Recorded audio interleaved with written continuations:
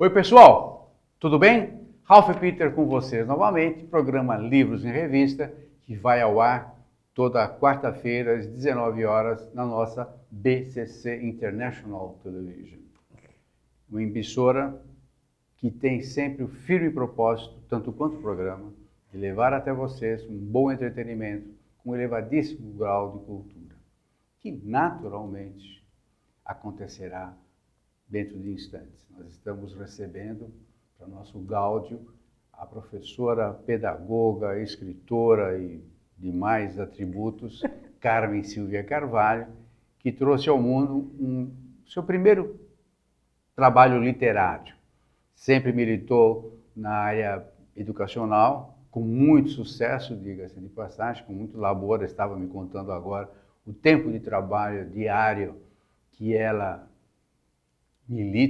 militava durante todo o seu dia e que agora, felizmente, para os alunos todos, ela pretende voltar. Mas antes de passar para ela, eu quero agradecer todo o trabalho técnico da nossa equipe, representado pela Betânia, pela Luciana, pelo Márcio, que sem eles nós não estaríamos aí penetrando nas ferramentas midiáticas de vocês.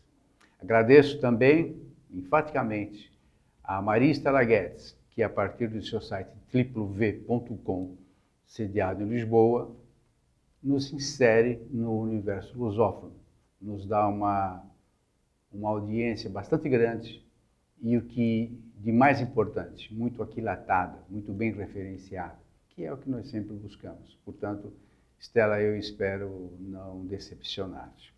Como eu falei para vocês, Carmen Silvia Carvalho, educadora, mestre em psicologia de aprendizagem, portanto, uma psicopedagoga e demais atributos. Autora de diversos livros nesta área e, como falei para vocês, lançou recentemente um livro chamado Teia da Vida. Teia da Vida. Teia da Vida. Teia da Vida. Primeira obra literária, uma biografia que ela enternece quem lê, porque é muito verdadeira e seguramente aqueles que têm mais de 18 anos de idade, irá se encaixar dentro desta trama muito bem urdida.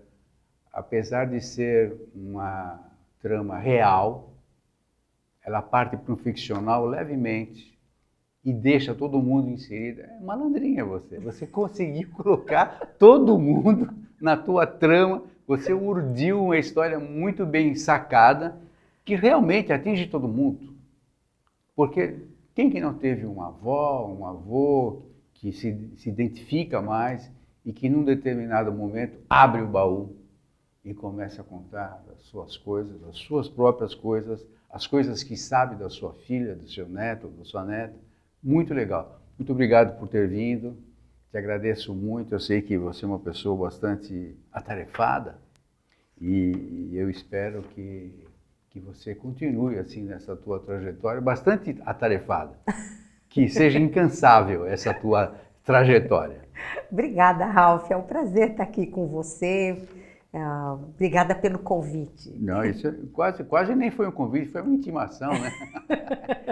Ai de você se não viesse, pois. Escuta, quanto tempo na estrada educacional, afinal? Não vou falar em anos, porque dá claro que não é para declarar. São muitos anos? Mas dá uns 40, mais ou menos. De labuta? De labuta, uns 40 anos já. Quer dizer, sem querer fazer um chavão aqui, é realmente uma grande paixão? Eu sou uma educadora. O que quer que eu faça, eu estou educando, não consigo não educar. Quer dizer, não, mas é interessante, porque tem aquela, uma vez professor, sempre professor, e parece uma frase assim, idealista, mas a pessoa que se dedica, eu conheço muitas professoras mesmo, dessa aqui do antigo primário, né? Que via no aluno o futuro da nação, aquelas coisas todas que você deve também ter em mente. E, de fato, a pessoa que se dedica à instrução, a educar, particularmente os infantes, né, é uma pessoa apaixonada. Porque normalmente mal remunerada, via de regra. Não sei se é o teu caso, ou que foi assim, que agora você é uma editora, uma autora consagrada no meio educacional, o Ministério da Educação e Cultura sempre premia você, porque os seus livros estouram. Depois a gente vai falar deles.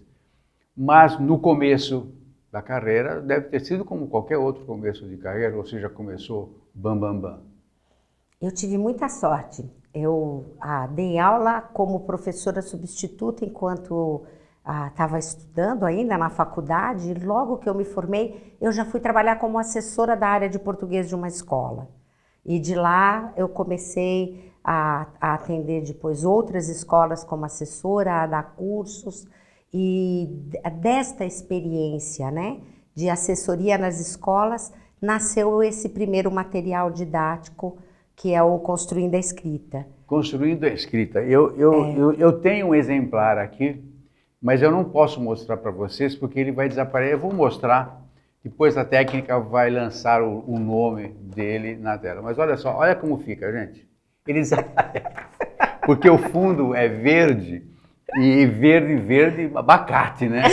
Verde, e ele desaparece por causa do cenário. Então, mas a técnica, a Luciana vai fazer a gentileza de colocar para vocês os títulos dos 2 grandes livros que você tem nesta área. Isso. São os livros campeões, né? São, graças a Deus, foram muito bem aceitos, né? Eu tive muita alegria com eles. Mas, e você tudo bem, você assessorou a escola e tal. Eu estou tentando cavocar um pouquinho a tua trajetória para chegar aqui, porque não é sempre que a gente vê uma professora com muitos anos de estrada e que ainda gosta de fazer aquilo lá. Sim, então, naquela época em que eu era assessora, eu também escrevia e eu também atendia como psicopedagoga.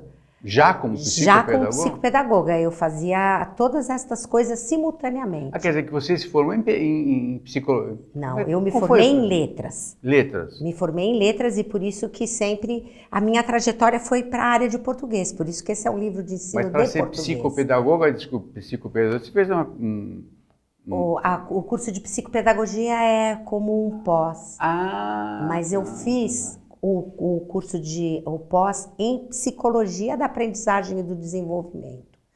E aí atendia como psicopedagoga, dava cursos, trabalhava com formação de professores e escrevia, e era bastante já fazer tudo isso.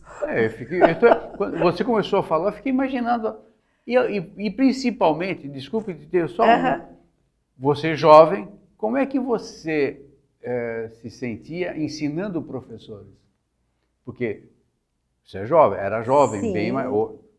Você ainda é uma pessoa jovial, mas você era jovem, Sim. bem jovem, jovenzinha, dando cursos para formação de professores? Ou para professores? Curso para professores. Para professores. Para ou seja, você imagina uma faixa etária um pouquinho mais alta que a tua. Você sabe que eu nunca parei para sentir isso. Você era natural. Em resumo, isso que eu falo, você sentia muito à vontade, né? À vontade, era. Eu sempre gostei de trabalhar com essa área de formação de professores. E era muito acolhida, era muito gostoso. Então, assim, a idade era irrelevante, nunca significou. E era início desta matéria ou já essa matéria que você ministrava era muito, já existia há muito tempo? Português. Só português? Não, porque eu acho... eu trabalhava também com cursos. Então, da maneira que você falou, eu achei que era... Sobre teoria do Piaget, eu também isso. Trabalhava com... Ferramenta da educação. Isso, com ferramentas da educação. Trabalhava com cursos sobre aprendizagem, sobre filosofia da educação, né? Estamos falando de pelo menos 20 anos para trás. Pelo menos. Mais. 30, negócio fechado. Negócio fechado. 31, vai, né? Mudou muito daquela época para cá? A educação? E o professor? Olha, eu me afastei nos últimos 10 anos e fui trabalhar na área social. E o ano passado comecei a me reaproximar e esse ano voltei de vez, né? Então, o meu contato ainda é pequeno nesse retorno. O que eu posso observar É que o professor não mudou muita coisa. As angústias são as mesmas, as dificuldades são as mesmas, as necessidades são as mesmas. Eu não senti... Existem, assim, lógico, um movimento dentro da educação de modernização, trazendo a questão da tecnologia para a sala de aula, tudo isso é muito novo. Mas quando você pensa em massa, né, não nesses nichos, né, de modernidade, quando você pensa na situação geral do professor, eu não senti muita mudança. Tá, agora eu perguntei isto porque, naturalmente, quando você ministrava as aulas aos alunos infantes e aos alunos adultos, naturalmente, pelo que eu tenho sentido, pelo que eu tenho ouvido e pelo que eu tenho visto, o respeito ao professor, ele era muito mais evidente do que ele é hoje. Ou seja, pelo que eu vejo, o professor hoje, além de ser desrespeitado, ele é postergado, ele é colocado numa situação que não aquela do teu tempo, do meu tempo. Eu me lembro que quando a minha professora do primário entrava numa sala de aula, e não era uma pessoa abrutalhada, rígida, não. A figura do professor era vista como algo quase sublime, uma pessoa que vai te ensinar, que vai levar. Os meus pais falavam, olha, professora, ela vai te ensinar, você... Eu não vejo isso hoje. Não, a situação é muito difícil. É muito difícil, tanto que é uma carreira que tem sido cada vez menos procurada, né? Você tem uma falta muito grande de professores. Acabei vindo para cá, eu acabei de ouvir na CBN que algumas escolas municipais estão sem professor de matemática. Os professores de física, mais de 50% deles não têm formação em física, porque ninguém quer ir para a sala de aula. A situação da educação é séria. Isso estou falando de São Paulo, capital. Agora, imagina nessas plagas... Se nós formos conversar sobre educação, Ralph, tem muito para dizer. Então diga. Hã? Então diga. Porque eu acho que você é uma legítima representante desse movimento que deveria estar presente o dia todo, a toda hora. Ou seja, o professor, professora, a entidade, isso para mim é uma entidade, tem que ser vista com olhos diferentes do que é visto hoje. Hoje o professor às vezes tem vergonha. Outro dia conversando com uma pessoa, o que você faz?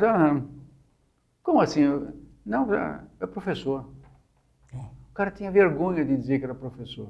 Tudo bem, não era um professor universitário, que também não está lá essas coisas. O salário de um professor universitário é algo inimaginável de ínfimo. E o professor, coitadinho lá, e o cara tinha vergonha de falar que era professor. A situação, infelizmente, é essa, Ralph. É uma desvalorização social muito grande.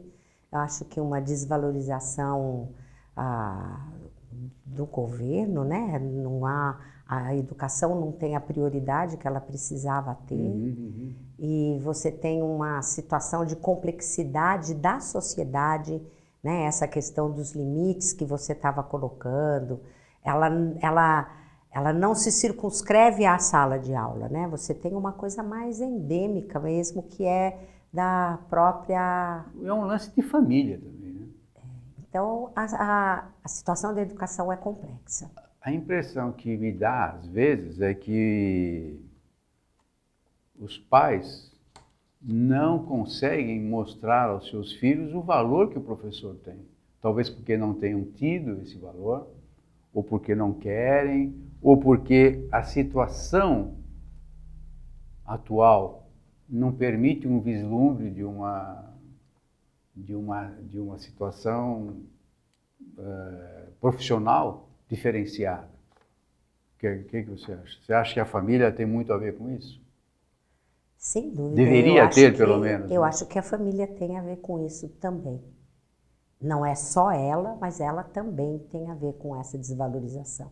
Agora, o que o sindicato ou as entidades de representação dos professores fazem com relação a isso?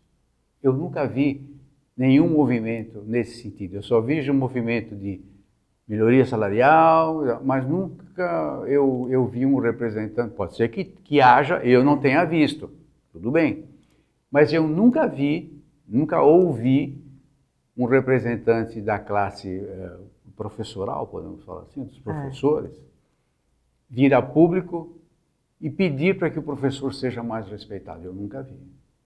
Não, eles pedem. Eu nunca vi. Eles pedem. Se você olhar as estatísticas, por volta de 45% dos professores reclamam que já foram agredidos de alguma forma. Pois é. Mas eles também agridem os alunos. É uma situação, as comunidades agridem a escola. Eu acho que a questão da violência dentro da escola, em todos os âmbitos, é uma guerra entre os alunos, é uma guerra entre os professores e os alunos, entre as comunidades e as escolas. A situação precisa de muito trabalho. Porque a gente não sabe quem atirou primeiro, nesse caso. E eu acho que é muito difícil parar para pensar quem é o culpado. É uma situação complexa e, portanto, todos os elementos se interpenetram. É uma combinação de fatores. É uma combinação de fatores, exatamente. Desagradáveis e desastrosos. E desastrosos, que porque vem de todas as uma coisa acaba levando a outra e só Deus sabe onde vai parar isso. Isso, exatamente. Não é? E eu acho que eu acho que a escola precisa de, como falar, formar os professores para saberem trabalhar com resolução de conflitos. Desculpe, vamos, só para encerrar, senão a gente acaba não falando do teu livro. Mas você nunca pensou em escrever algo nesse sentido? Em qual sentido? No sentido de mostrar aos pais, à sociedade, aos alunos, em suma, toda a comunidade voltada, que esteja unida nesse fim, que um precisa respeitar o outro e como fazê-lo. Ralf, nesse tempo que eu estive fora da educação formal, que eu fui para a área social, eu trabalhei inclusive na Fundação Casa e fiz o curso de Cultura da Paz e de Mediação de Conflitos. E o meu sonho é levar para dentro das escolas o trabalho de mediação de conflitos, de cultura da paz. Depende do governo isso? Depende de uma série de circunstâncias, inclusive em larga escala do governo, né? Até existe um trabalho aí de professores mediadores, né, já nas escolas públicas, mas eu acho que enquanto este trabalho não for efetivo, você não tem ambiente de aprendizagem. Claro. Então não adianta o professor saber muito da sua ciência, porque ele não consegue transmitir um ambiente para a aprendizagem acontecer. Então, eu acho que é essencial que aconteça. E você nunca vai ter uma sociedade menos violenta se as pessoas não aprenderem a resolver os conflitos de uma forma não violenta. Porque os conflitos sempre vão existir, eles são inerentes. Isso é evolutivo. Eles são inerentes. Ou involutivo, mas ele está sempre mudando, não estanca. Felizmente. Felizmente não estanca. Nós é que temos que nos adaptar e principalmente entender o próximo.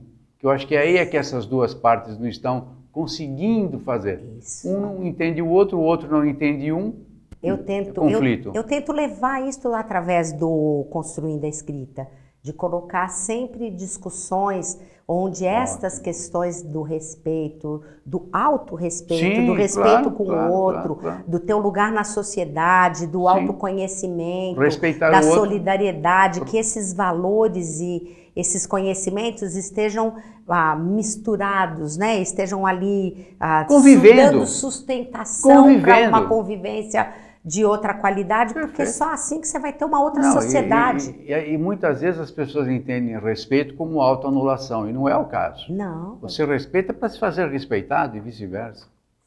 Bom, vamos lá. Escuta, no caso aqui da escrita, você consagrou-se, sem modéstia, hein? Você consagrou-se na área educacional e vai por aí. E a escrita literária, que você também faz muito bem, tem um diferencial muito forte, muito assim, acentuado deste... Com certeza, com certeza. Tem coisas em comum, tanto o livro didático quanto o livro literário, eles significam muito trabalho, muita reescrita, né? O Teia da Vida, eu reescrevi o livro inteiro 8 vezes, até chegar no formato que ele é hoje. Mas isso é sinal de querência de perfeição. Mas se eu leio meu texto 3 vezes, eu corrijo 4, não tem jeito. Mas é que a gente gosta de fazer o melhor. E ele vai nascendo, né? Ele vai nascendo. Eu conheci essa história, porque a Sofia, todos os nomes no livro são nomes fantasia, mas a Sofia é uma amiga minha e eu achava muito bonita essa história e acabei convencendo a Sofia a me permitir escrevê-la. E daí a primeira versão foi só a perspectiva dela. Então, os outras personagens eram todas citadas por ela, mas elas não tinham voz. Aí eu fui percebendo que era preciso dar voz às outras personagens, porque o livro, Ralph, é um diálogo e ele acontece no tempo de uma conversa como a nossa entre a avó, a mãe e a filha. E tem os irmãos que faziam parte dessa família, né, da Sofia. E eles, mesmo esta filha e esta neta, elas não tinham voz na primeira versão. Aí eu percebi que era preciso dar voz e trazer as outras perspectivas. Então eu fiz uma imersão com a família, eles foram maravilhosos. E durante 9 horas nós ficamos conversando e gravando. E foi a primeira vez que eles todos reviveram esta história. Deve ter sido uma choradeira miserável. Foi muito intenso, muito, porque um falava e outro dizia, nossa, eu não sabia que você sentia dessa maneira. Puxa, eu não lembrava disso que você está colocando. Levantou o tapete. Levantou-se o tapete e foi incrível. E daí eu gravei às 9 horas e o diálogo era absolutamente espontâneo, assim, um ia falando e o que o outro ia dizendo, ia trazendo, e daí eu reescrevi o livro inserindo as outras perspectivas. E eu acho que aí é a grande riqueza, porque você tem esta história, que é a história desta família, e ela chega pelos olhos da mãe, pelos olhos da filha e pelos olhos da neta e pelos olhos dos irmãos também, né, que também estavam presentes nesse momento e eles são referidos, né, pela avó, que é a Sofia. E é uma história que eu acho que traz a complexidade da vida, né, Ralph? Da família. Da família, das relações humanas, por isso que todo mundo acaba encontrando um ponto em comum. Sim. É uma família bacana, uma família que não tem grandes problemas, né? Uma família alegre, bem constituída, de classe média, que vive uma situação muito difícil com a gravidez dessa adolescente. E este problema, e essa foi uma das razões também que eu queria trazer a história, né? Essa adolescente é uma menina linda, que eu não vou contar tudo, senão... Não, vai contando, não, tá ótimo. Poxa, você vê que o estudo está super silencioso, tá todo mundo prestando atenção. Uma menina linda que entra em puberdade precoce e se torna uma criança desajustada. E desse desajuste, em busca dessa identidade perdida pela puberdade precoce, ela acaba se envolvendo com drogas, se envolvendo com um grupo que não era o grupo melhor para ela. E ela acaba engravidando com 13 anos de idade. Você imagina que situação chocante, né? Que foi para a família lidar, né? Com tudo isso, e não só com a gravidez, que junto com a gravidez, o fato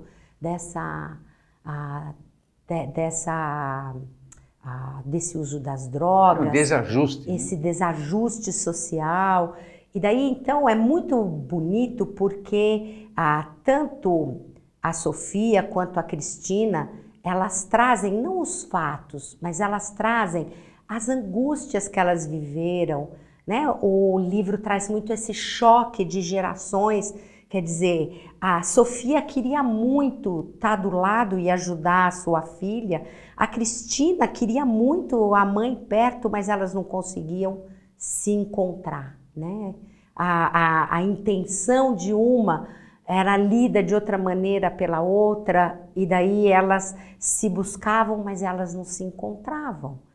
E por mais que elas se desejassem, elas, durante anos, elas ficaram numa relação muito conflituosa, que é muito comum.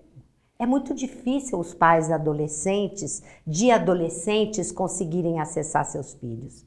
E os adolescentes, por mais que eles amem os seus pais, eu nunca tive dúvida, quer dizer, não, às vezes, eu tive dúvida sim, se a Cristina realmente amava a Sofia. Mas eu achei porque era muito difícil o que ela vivia. Mas a Sofia nunca teve dúvida de que a Cristina a amava. Entende? Às vezes eu falava, meu Deus, não é possível. Mas a Sofia nunca perdeu essa perspectiva. E as duas brigaram muito e se amaram muito, entende? Que época que a menina ficou grávida com 13 anos? Como assim, que época? Que ano, mais ou menos? Estabelece um dado histórico. No início de 90. Não é tanto tempo, né? Não. Não, eu digo porque hoje uma menina aparecer com 13 anos é um choque, porém é muito mais aceitável, tendo em vista todo o nosso complexo social. Mas se você falar para uma criança, para uma mãe ou uma avó que a neta ou a filha estava grávida com 13 anos em 1970 ou 60, era uma coisa... Era pior. É apedrejado em praça pública. Essa questão da gravidez na adolescência, ela é muito séria. Veja, nós estamos falando aí de começo da década de 90, há mais de 20 anos, onde não era tão frequente quanto hoje. Só no hospital onde a Helena nasceu, havia 5 adolescentes tendo filhos no dia que a Cristina teve a Helena. Então, veja, é uma célulazinha deste tamanho, se você pensar, do ponto de vista do macro. 5 é um número muito expressivo. Não, 1 já é. Acabou. É igual falar, matou tantas, basta matar um. É um crime. Agora, o livro, Ralph, o que me deixa muito feliz, as pessoas têm me dado retornos muito bacanas, né? Uma leitora falou, Carmen, você me colocou num tobogã de emoções. Eu ri, eu chorei, eu senti raiva. Ela falou, eu me sentia... Pedra morro abaixo? Poxa vida. Morro abaixo. E eu dava risada, de repente eu estava chorando, de repente eu estava com raiva. E eu pactuava com um, e eu pactuava com o outro. E ela falou, o tempo inteiro eu estava inteira no livro. Você tem filhos? Tenho. Você já se imaginou na pele de uma mãe e chega lá, o teu filho, homem a gente aceita um pouco mais, mas a sua filha, tenho 14 anos, estou grávida. Eu respondo, se sou eu que recebo essa notícia, eu vou me sentir culpado. Porque se uma filha minha com 13 anos, não quero destruir a personagem do teu livro, mas se sou eu que recebo uma notícia dessas, eu vou me sentir culpado. Porque uma filha com 13 anos depende muito de mim ainda para enfrentar os rumos da vida. Sim. Você não vê dessa forma? Eu acho que qualquer mãe, a Sofia se sentia profundamente culpada, né? O que é que ela não deu conta para que isso não acontecesse, né? E o livro retrata muito o desespero dela. Eu acho que qualquer mãe se sentiria dessa forma. Em resumo, o teu livro não tem um público definido. Qualquer pessoa de qualquer idade pode ler e vai se inteirar e vai gostar. Não é para vocês, não é um romance para chorar, também não é para rir, mas é para se inteirar, para entender como como é que a gente pode falar, uma célula social vai permeando por sentimentos e, como ela falou, às vezes pode dar um tobogã abaixo. Como é que é? Sentimento de tobogã, pedra abaixo? Essa leitora falou, eu me senti num tobogã de emoções. Tobogã. Porque tem horas que são muito emoções. engraçadas, tem horas que são muito comoventes, em outros momentos são muito tensas. Então você vai... Daí é que agrada gregos e troianos, né? Sim. Olha, eu já tive leitoras, por exemplo, que jovens adultas que falaram, me escreveram e falaram, Carmen, o teu livro me fez rever a minha relação com a minha mãe. Eu li e daí eu mandei para ela o livro, pedi para ela ler e nós conseguimos conversar sobre a nossa relação como nunca eu tinha conversado na minha vida. E o que eu acho mais interessante é que nunca é tarde para você fazer isso. Nunca, nunca. Não é? Uma vez que você faz entre vivos, Uhum. e depois que o cara morre, eu devia ter feito isso, eu devia. Sim, até logo, um abraço. Exatamente, já tive o contrário. Mães que disseram que a partir da leitura do livro elas começaram a repensar a forma como elas estavam cuidando dos seus filhos, se aproximando e se posicionando dos seus filhos, também, né? Se posicionando. Eu já tive, por exemplo, uma professora que falou que na escola dela, no ano passado, tinha tido umas 6 jovens grávidas e que ela está lendo o livro com a turma dela deste ano e que eles estão adorando, ela lê um capítulo por aula e que eles ficam mais, e aí ela combinou que depois os jovens vão se corresponder comigo num trabalho dentro da escola. Menina, infelizmente nós estamos encerrando. Nós conversamos mesmo, foi uma conversa muito boa, por sinal. Né? Carmen Silvia Carvalho, que é autora de muitos livros e surpreendentemente com sucesso. Psicopedagogos, né? Psicoeducacionais, né? Psicopedagógicos e que, neste momento, receberá a nossa caneca comemorativa dos 10 anos do programa Livros em Revista. Essa caneca é oferecida pela Capitão Brindes. Deixa eu ver aqui, www.capitãobrindes.com.br e é isso aí, por aí. Capitão Brindes, muito obrigado, Capitão Brindes. Carmen Silvia, essa é sua. Muito obrigada, Ralf. Muito obrigado por ter vindo. Muito obrigada. E olha, tem algum outro livro no forno, é sim ou não? Sim, estou pensando no próximo. Então, olha, está intimada a lançar aqui no programa, hein? Tá Você certo, é muito obrigada simpática pelo convite. E principalmente bastante altruísta, porque um educador, na minha opinião, sempre é e sempre será um altruísta e nós precisamos muito de vocês. Muito obrigada a vocês que tiveram aí esse tempo todo ouvindo as minhas histórias. Eles é que estão agradecendo a você. Pessoal, muito obrigado pela paciência e audiência. Até a próxima. Até já. Tchau, tchau. Tchau.